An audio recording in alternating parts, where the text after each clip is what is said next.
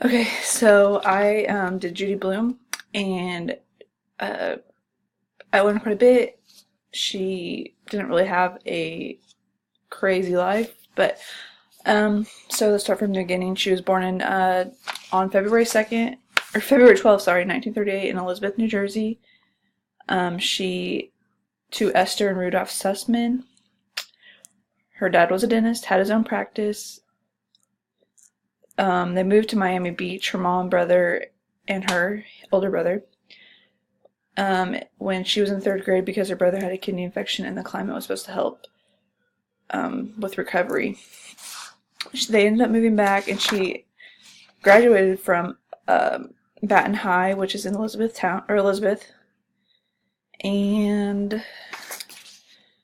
she ended up going to college in Boston University, but she had to take a leave because she got ill. And then she went back and ended up graduating from NYU, and while with a BA in education, and while in NYU, she got married to John Bloom.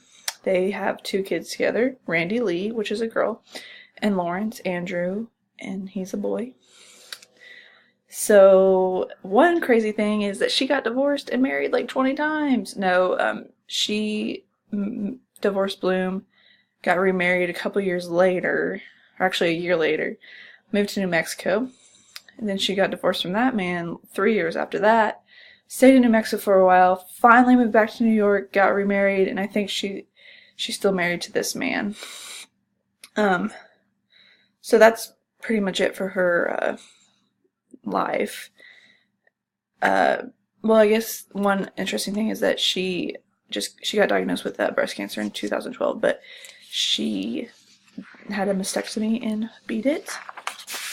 Let's see. So she got a lot of rejection letters before she ever published a book, and she didn't start writing until her kids were in nursery school, so mid-1960s.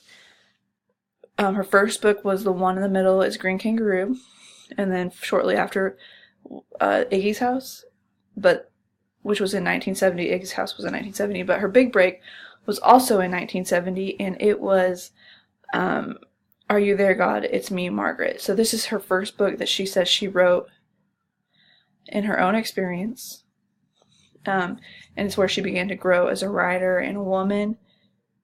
But it's kind of interesting because this book was, a lot of people are trying to get it banned from libraries, even though the New York Times Book Review ranked it as one of the best children's books of the year, and it still remains one of her most popular titles.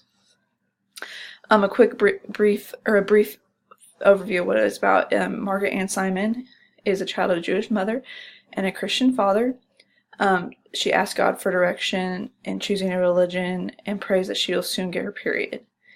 When the story ends, Margaret is stuffing her bra with cotton balls and has explored various religions, but has chosen none. So, 1970s, that's probably not the time to be writing about religion and praying, but so that's probably why it was getting banned, or trying to get banned, and never did. Let's see, her books read like diaries and journals, and that's what draws the readers in. So an overall evaluation of her book is that she's her loyal and enthusiastic relationship.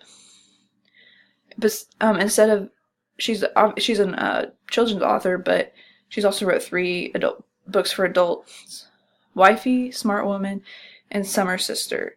Her interesting fact about Summer Sister: it was severely criticized by critics for its scandalous content, and also because it it introduced homosexual themes, which is crazy because there's a lot of that now. I mean, it's just normal. In 1981, she established the Kids Fund, which was a program to develop and encourage communication between parents and teens that foster parent-child discussions through books.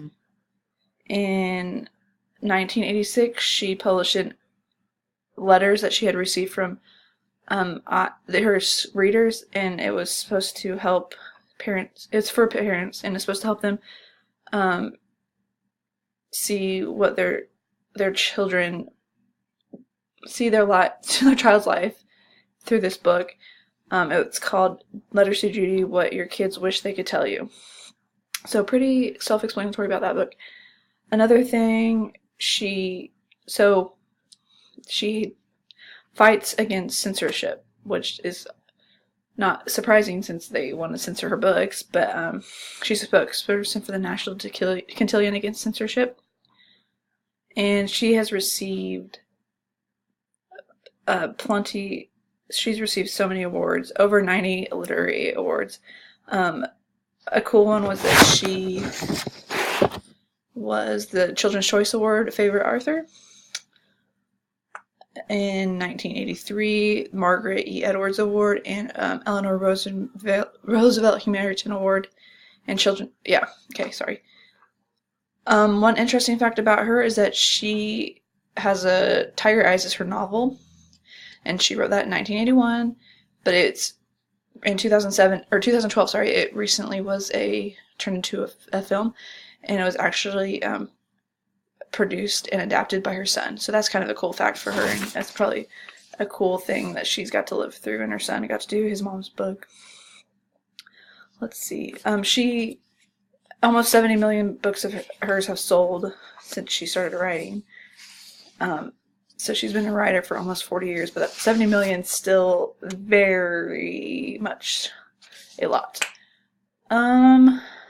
Let's see. I think that's all I got for that. And her books are pretty popular, so I found a lesson plan online, and it's for Tales of Fourth Grade Nothing.